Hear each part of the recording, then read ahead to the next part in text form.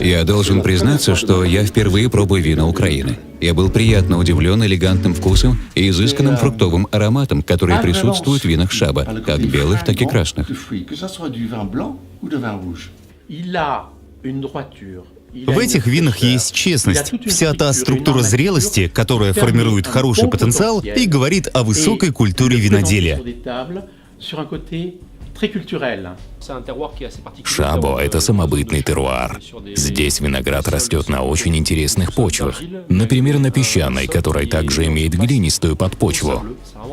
Это очень важно и позволяет создавать классические свежие вина, а также вина более зрелые, с богатым вкусом и ароматом.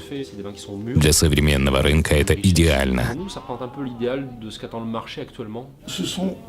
Вина Шаба отличаются изысканной свежестью и очень выразительным фруктовым вкусом и ароматом. Великолепные вина. В них доминирует яркий фруктовый колорит. Создается даже впечатление, что фрукты сочетаются с легкой зрелостью.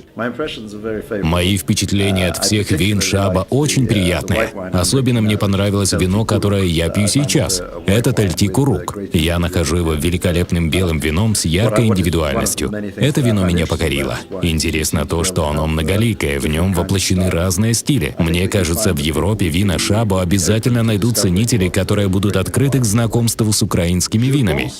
Я думаю, что это вино многим понравится, особенно активным людям, которые открыты для будущего, которые любят путешествовать и познавать мир. Не нужно забывать, что вино тоже мотиватор путешествий. Оно как бы говорит: приезжайте в Украину, чтобы попробовать меня. Я был поражен винами Шаба, найдя такое великолепное качество в Украине. Так что спасибо за работу.